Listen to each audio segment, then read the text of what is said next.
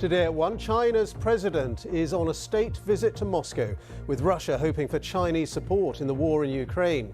President Xi Jinping will be the first foreign leader to meet Vladimir Putin since a warrant was issued for the Russian leader's arrest on war crimes charges.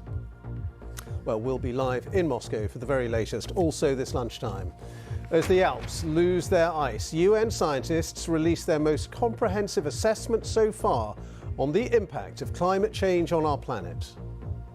This report is a clarion call to massively fast-track climate efforts by every country and every sector and on every time frame. Turbulence on the markets after the rescue of the troubled bank Credit Suisse. It's revealed almost 400 hotels across the UK are now being used to house asylum seekers at a cost of £6 million a day. And why something fishy has been going on after the body of a rare shark was discovered on a beach in Hampshire. And coming up on the BBC News Channel, facing a lengthy ban, Alexander Mitrović's moment of madness means he could be out for a significant part of Fulham's season.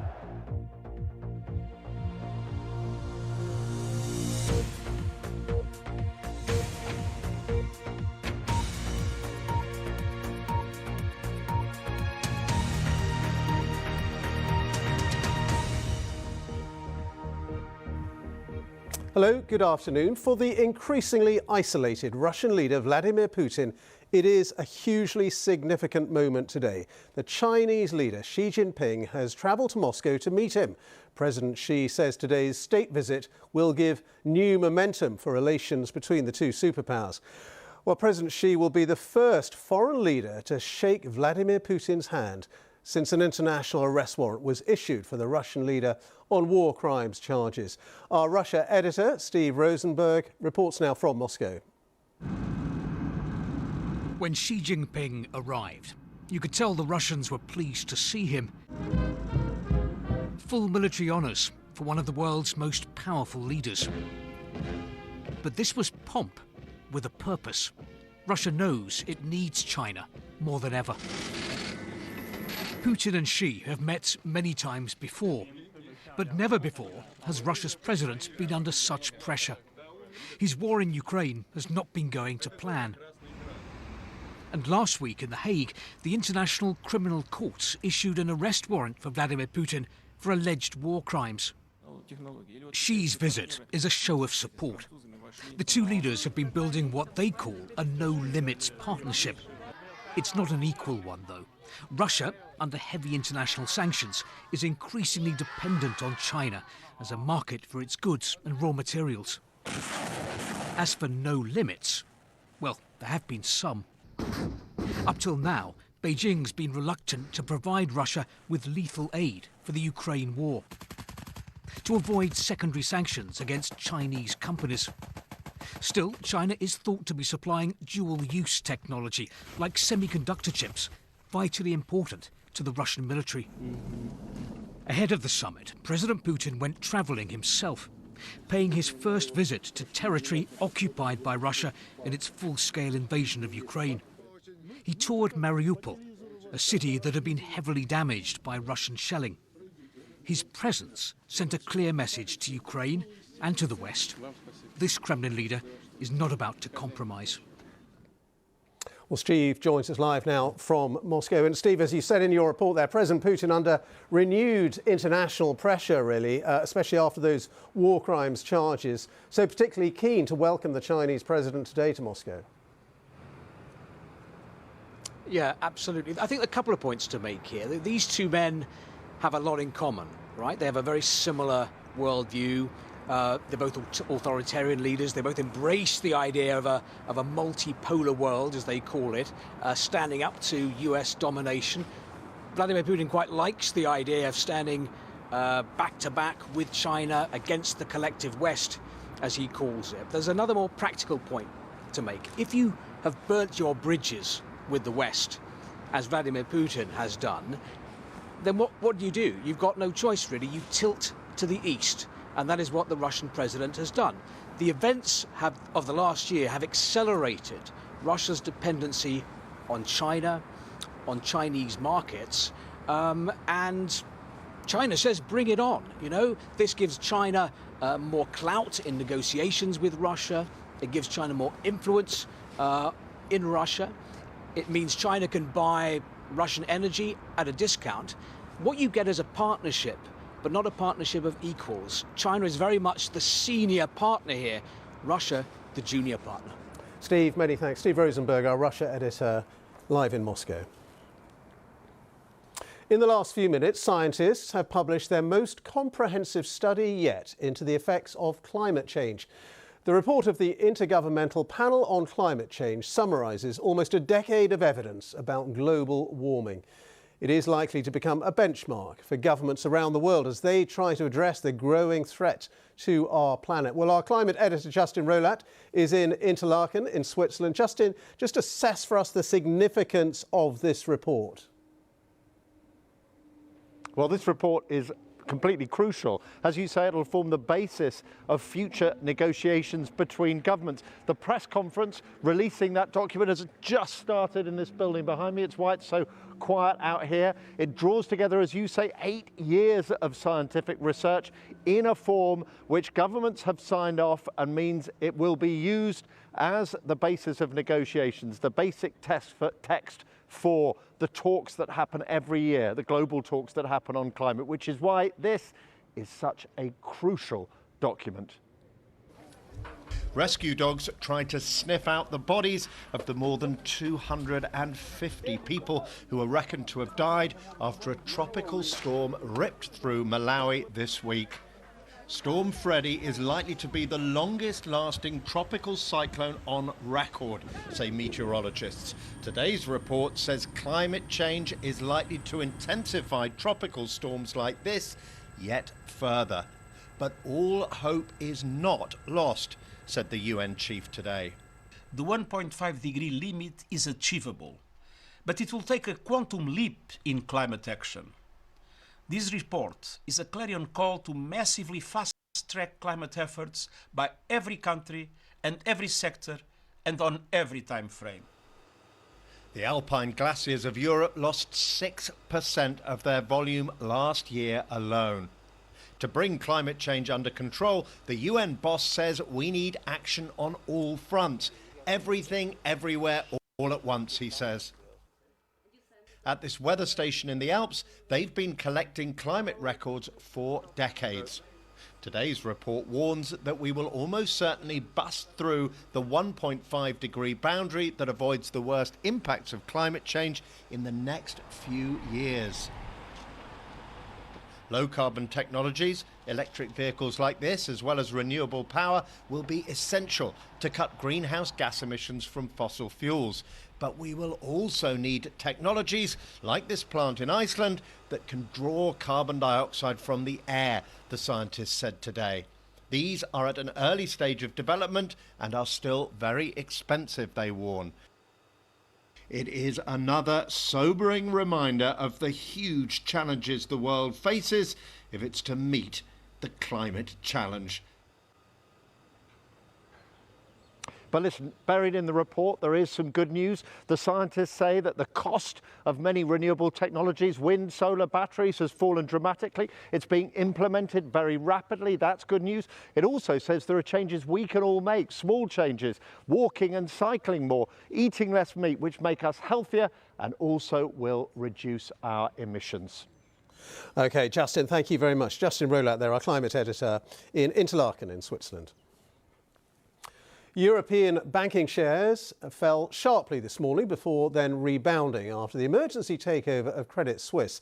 The Swiss bank was sold to its rival UBS yesterday in a government-backed deal designed to prevent any further turmoil. Well, the Bank of England has said banks are safe, but in London, the FTSE index of leading shares fell by around 1% in early trading before recovering. Here's our business correspondent, Theo Leggett. Grim-faced and determined, top officials from Switzerland's central bank arriving for weekend talks that led to the shotgun wedding of the country's two biggest banks. At a hurried press conference, it was announced that Credit Suisse was to be acquired by its bitter rival UBS, the latest victim of a sudden crisis of confidence in the banking sector. The bankruptcy Bankruptcy of a global systematically important bank would have caused irreparable economic turmoil in Switzerland and throughout the world. For this reason, Switzerland had to take the responsibilities beyond its own borders. Credit Suisse has been battered by scandals and it's been losing billions of pounds a year. But even so, it was not expected to get into so much trouble so quickly. And that's the problem the banking sector is now facing, a loss of confidence. Because if people aren't confident their money is safe in a bank, they'll go and withdraw it. And that can rapidly create serious concerns. The demise of Credit Suisse was triggered by the collapse last week of 2 American lenders, which sent shivers through the industry. Now, the Bank of England and 5 other central banks have taken coordinated action to ensure banks have access to a steady supply of cash. But concerns that other lenders could get into trouble and create a 2008-style banking crisis haven't gone away. This should not be 2008. 2008 was a common problem to the banking system, bad assets that virtually everybody owned. This started out as isolated problems. The policy response is turning it into something more systematic. So, should banking customers here be worried? Analysts say for most people, there's no cause for concern just yet. If you've got savings in an account with a bank that has got a banking licence, up to £85,000 per account is guaranteed by the Financial Services Compensation Scheme, and for joint accounts up to £170,000. 11,000 people work at Credit Suisse and UBS here in the UK, and amid all the turmoil, their future is very much up in the air. Theo Leggett, BBC News. Almost 400 hotels across the UK are now being used by the government to house more than 50,000 asylum seekers.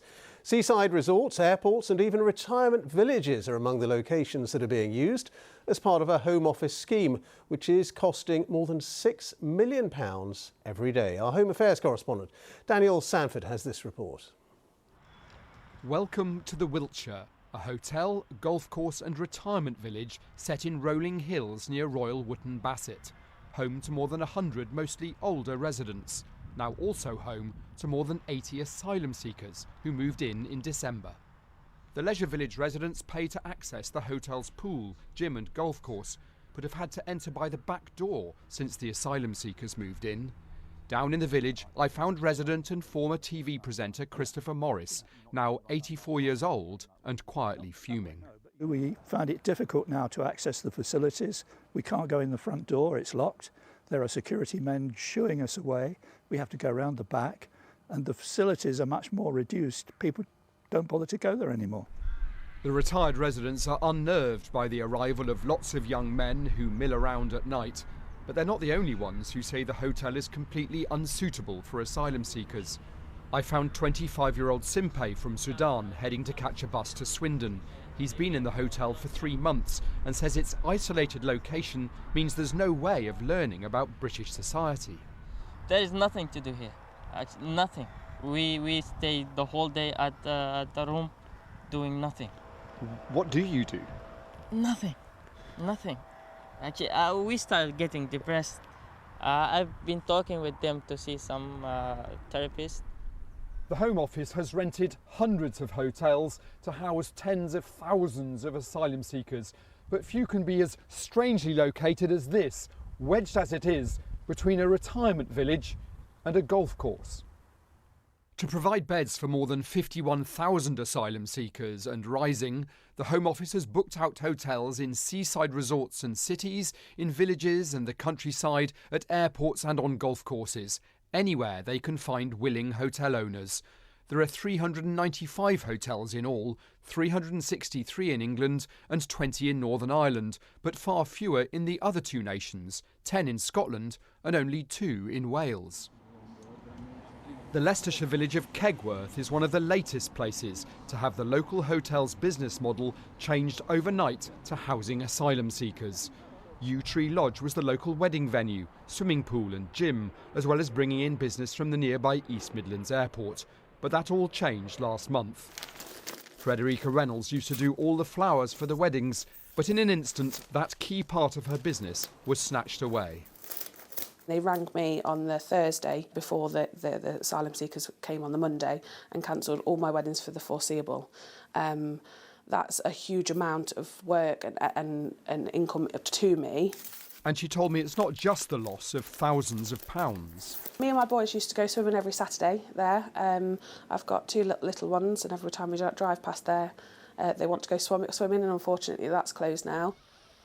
Because of the small boats crossing the channel, the number of asylum seekers in hotels has gone from 3,000 to 51,000 in just 3 years. It's the government policy that almost no one is in favour of, not even the government, and it's costing the taxpayer £6 million a day.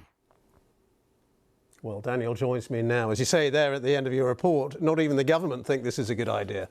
The Home Office hate it, and the government is really, really keen to stop putting people into hotels. But the problem is the solutions that they've got to try and stop it are going to be quite long term. First of all, there's the quite controversial policies about sending asylum seekers to Rwanda and putting people in detention centres and then returning them back to their point of departure.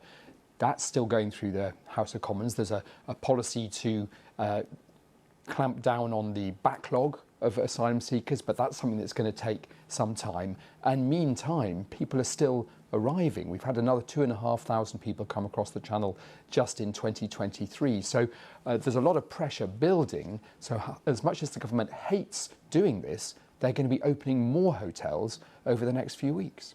Daniel, thank you very much. Daniel Sanford, our Home Affairs correspondent. The time is just 16 minutes past 1. Our top story this lunchtime. China's President Xi Jinping is on a state visit to Moscow today, with Russia hoping for Chinese support in the war in Ukraine. And still to come. And I'm in Epping Forest, cooking with the Scouts, of course, an organisation which relies upon volunteers and, like many others, is hoping for a coronation boost to numbers. Coming up on the BBC News Channel, ahead of their bid to reach Euro 2024, Wales captain Aaron Ramsey says his new look side could make their own history after the retirement of 4 key players.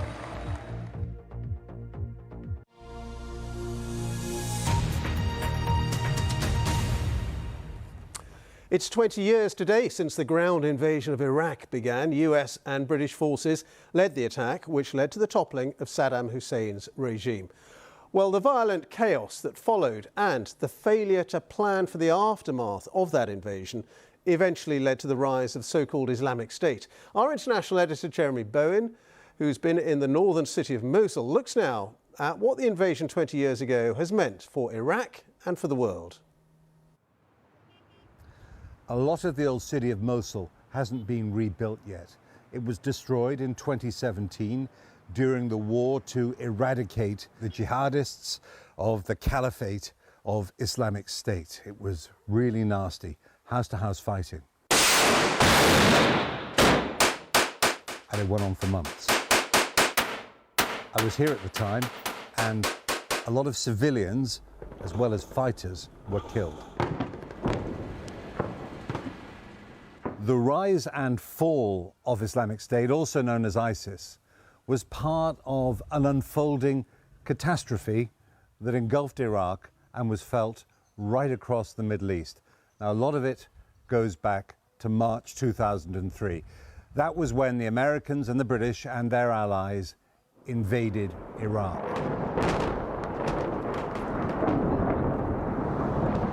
The Americans called the massive air raids with which they opened the war shock and awe. They claimed, wrongly, that this was the way to make the Middle East safer for everyone. Within weeks, they'd removed the Iraqi dictator, Saddam Hussein. Another false claim was that he had weapons of mass destruction. The US Navy flew President George W. Bush out to an aircraft carrier where he declared victory. The tyrant has fallen, and Iraq is free. He could not have been more wrong. The Americans hadn't worked out how they were going to replace Saddam Hussein's regime. In the end, they imposed a system that turned sectarian and ethnic groups against each other. In the years of chaos and violence that followed,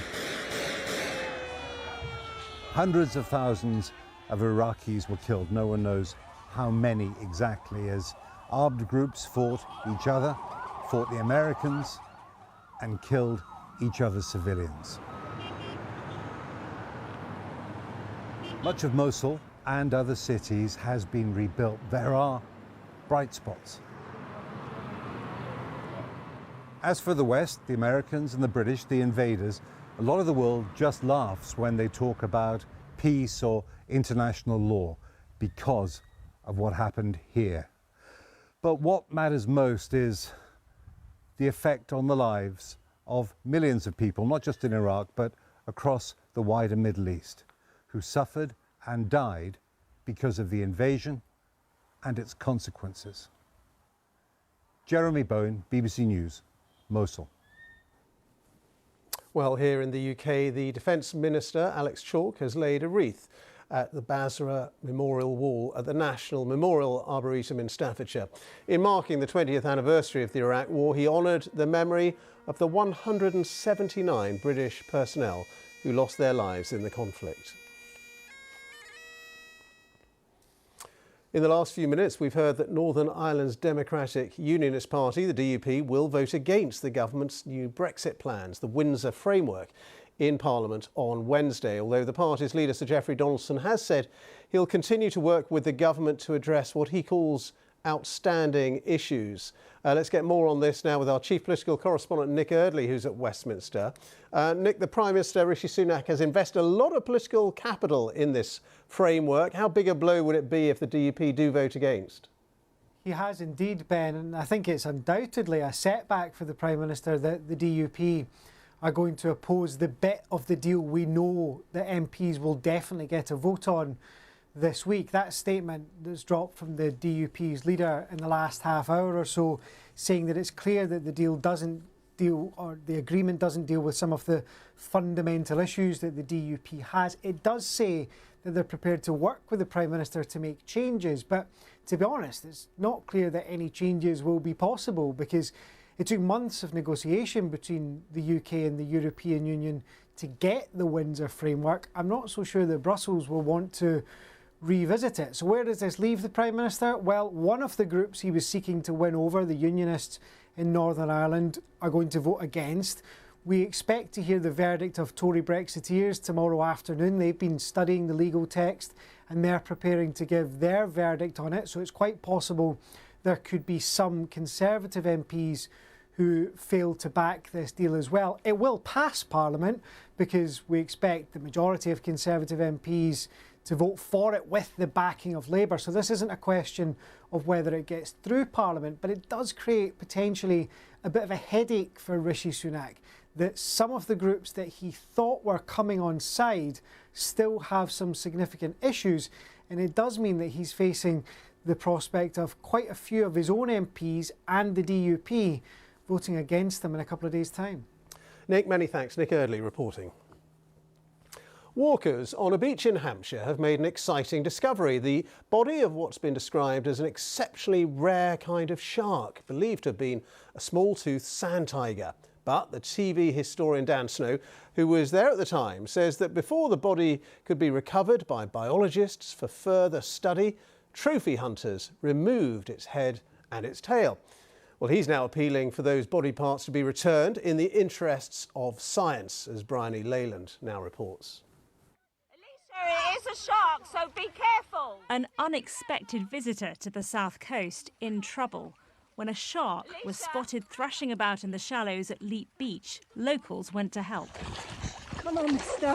The rescue mission seemed to have been a success. Yes. Yes. But yesterday, the shark, believed to be a small-toothed sand tiger, rarely seen in UK waters, was found washed up. Historian and local resident Dan Snow tweeted about the discovery, and scientists urged him to salvage the shark. But he and a team of volunteers were too late. The head, fin and tail had been cut off. We are desperate to try and get hold of that head, because there's things like isotopic analysis. You can see where it's been, what it's eaten, what it's. If you have its brain, we can tell lots from its brain. So we would love to get hold of it. There's no judgment. But if we can just have it back, just to do some science on it, and then the person can have it back again, they can keep it. Scientists want to know more about why the shark, which by the way wouldn't present a threat to people, was in the Solent at all. If this is or was a small-toothed sand tiger, then they're often found more in the Atlantic, more around the Bay of Biscay. And as we see changes in climate change, ocean currents, we are seeing changes in distributions of species around the world, but also around our British waters as well.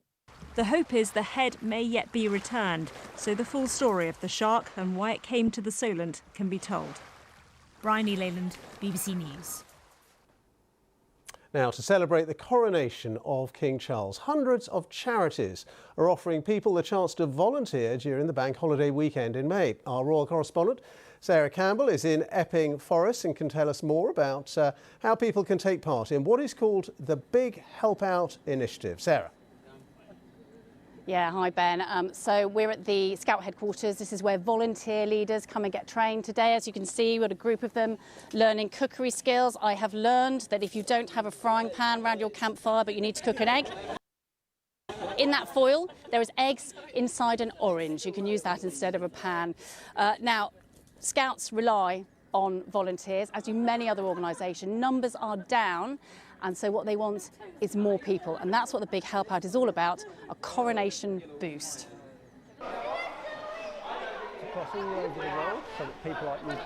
Across the UK, there is an army of volunteers giving up their time and sharing their talents and expertise to the benefit of all. I'm Jane. I've been involved in Scouting for 23 years now. It's the satisfaction element, I think, of seeing them enjoy themselves and being part of it. It's like being one part of a big family, really. My name is Ian. I've been volunteering at London Zoo for nearly 7 years. My background, I was a public sector accountant, so something completely different to what I'm doing here. It's just wonderful to get such new experiences, meet many new people, make many hundreds of new friends. I'm Preeti and I volunteer for the Royal Voluntary Service. I've been volunteering because I love being around people. It gives me a sense of belonging to the community and it makes me happy. At the last count, there were 7 million people in England alone who volunteered at least once a month. Sounds a lot, but that's about a third down on pre-pandemic levels. And it's at a time when the most vulnerable really need the support volunteers so generously give. This charity, Little Village, provides free toys, clothes and baby equipment. We're expecting to support 2,000 more children this year than we did last year. And for us to be able to do that, we need to have volunteers on sites to be able to help. So come and help. And that's the idea behind the Big Help Out, the National Day of Volunteering planned as part of the Coronation Weekend in May. Download the app, the Big Help Out app, find those opportunities, find out what your passion is and how you can make a difference to your community, and then select the opportunity that's right for you. And although it's about May the 8th initially, what you really want is people to discover it, love it, carry on volunteering. That's right. It's more than one day. Cheers. Take care, Hannah. There will be thousands of charities and organisations looking for new helpers. Lots of Sex in the City again. Oh, excellent. Right. Oh. People like husband and wife team Carol and Andy, who spend a few hours a week in their local Age UK shop. It's good fun and we have a laugh and a giggle about the things that have gone on in the shop today. Yeah, we enjoy it. We like each other's company and that's good fun for us. Keeps us young. This is Suzanne. She spends her evenings rescuing wildlife as an RSPCA volunteer. For my normal day job, it's very much sat down, it's very much behind a desk. So it's something that's that real hands-on helping animals and really rewarding for seeing the difference that you're making. It is a simple message. Get involved over the Coronation Weekend however you can and find out where your help might be needed using the new app.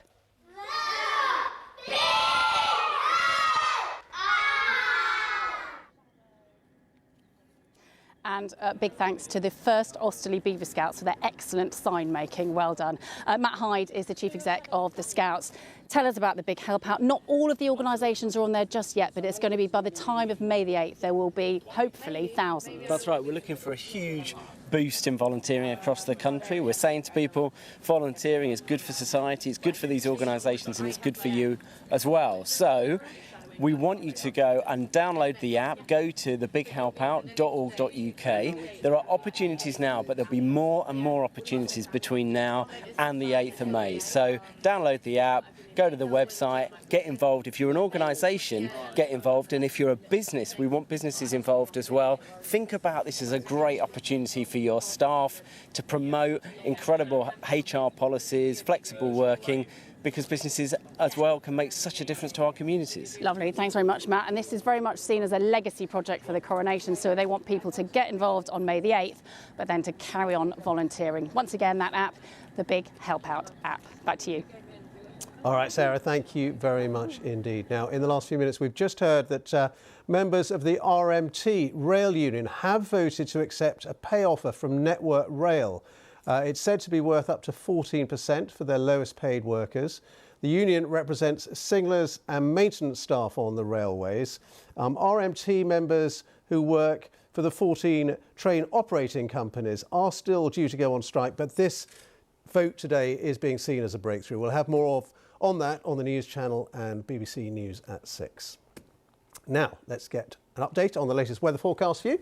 Ben Rich is here. Hi, Ben. Hello, Ben. Thank you. Good afternoon. Today is the spring equinox, the beginning of the astronomical spring, and certainly we've been feeling the days getting longer. The sunrise this morning in the east of England was just before 6 o'clock, and the sun won't set in parts of Northern Ireland until nearly 6:45 this evening. But you may not get to see too many sunrises and sunsets this week because the jet stream, the winds high up in the atmosphere, is blowing strongly across the Atlantic, feeding what is essentially a conveyor belt of weather systems in our direction. It will often be cloudy and there will be quite a lot of rain. This is the rain we're expecting to accumulate through the next 5 days and over the hills of, say, Cumbria, parts of Wales, southwest England, where we could potentially see 100 millimetres of rain piling up. So pretty soggy week in prospect. And this afternoon we've got one band of rain drifting northeastwards across Scotland, although some bright skies in the far north. More heavy rain getting back into Northern Ireland, Wales, the southwest later on,